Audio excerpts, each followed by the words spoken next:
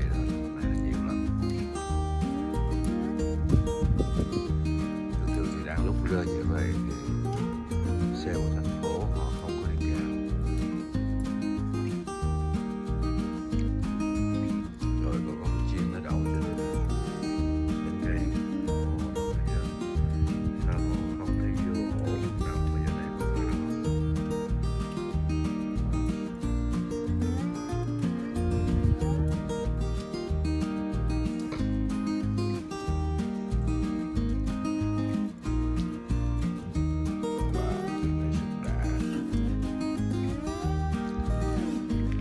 Sách của mình ở đây bánh bất kỳ bị xẹp rồi họ phải lo leo bớt, chuẩn bị cho chuyện này đẩy mở bớt.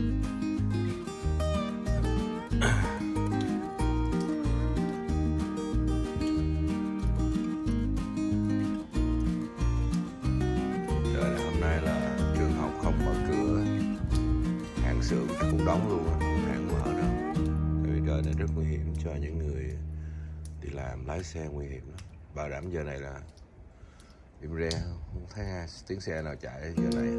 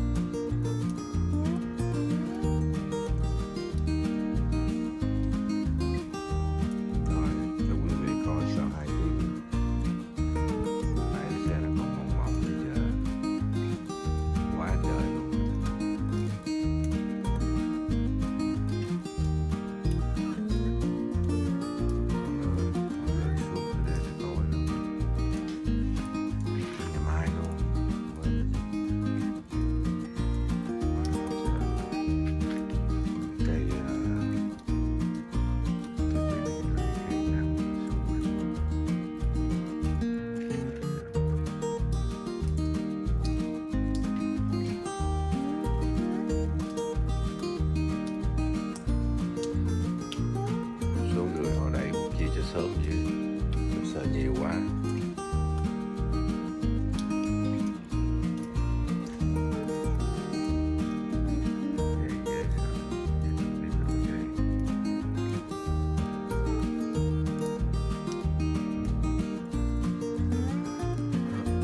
Mới có nửa ngày thôi mà nhiêu đây nè, cạo từ trên bu xe xuống.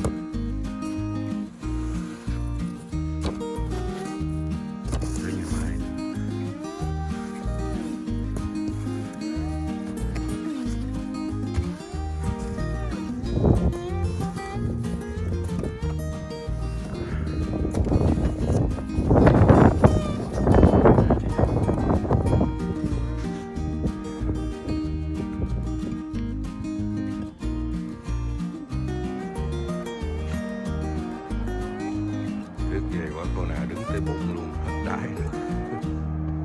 Quá trời, quá trời đó. Giỡn,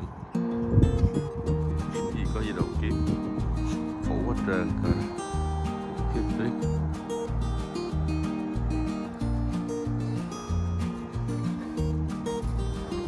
Đây đi.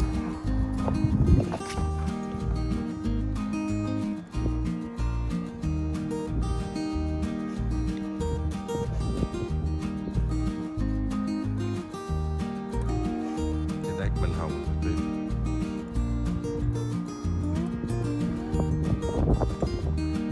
Giữa tháng 3 trận tuyết rất lớn.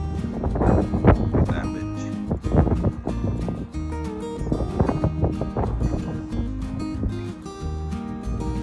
Giờ mới xúc cái này cho nó sạch chút.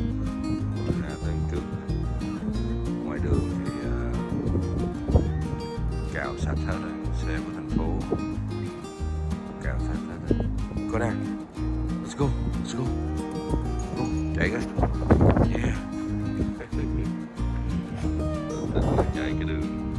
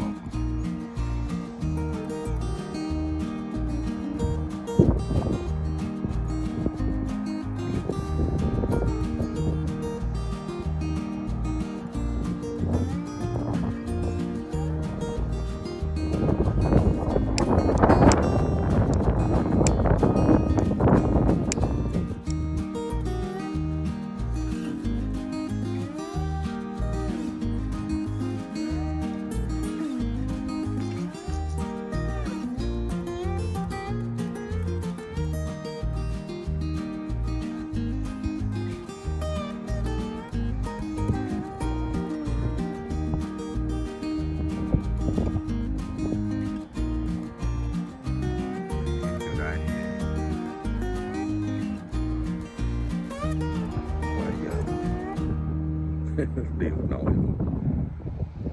Nàng đài đó.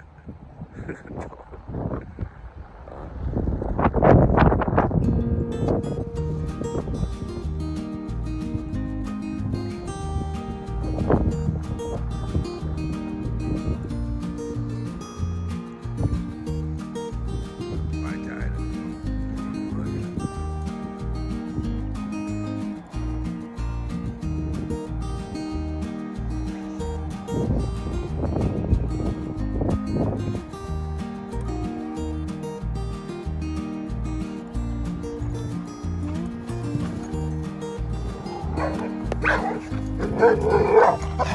Đây là dân con ngang chạy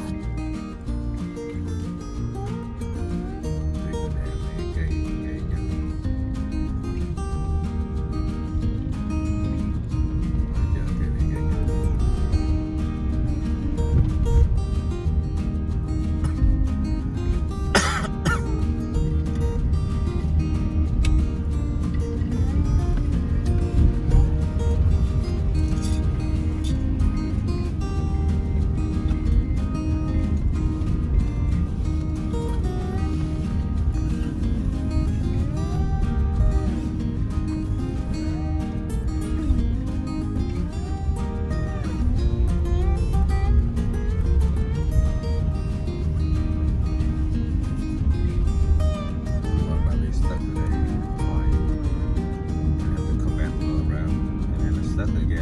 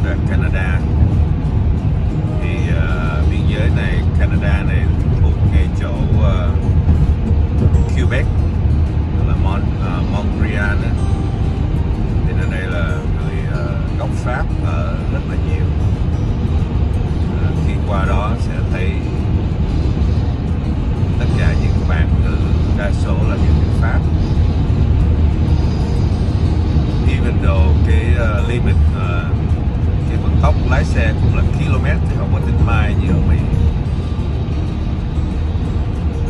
Nguyên một ngày hôm qua, một ngày bão tuyết nặng nề, thì sáng nay nó là như thế này đây.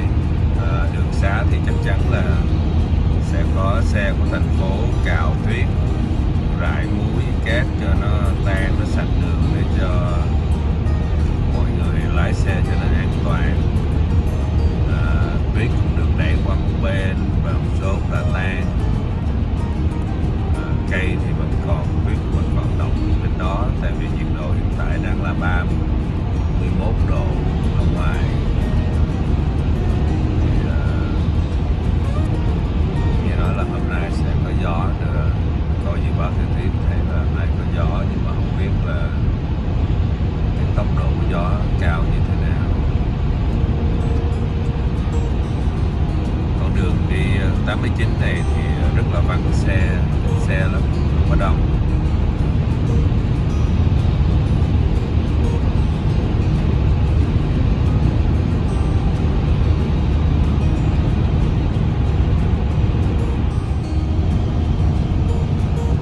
Hiện tại thời tiết đang gió quá trời, làm mờ đường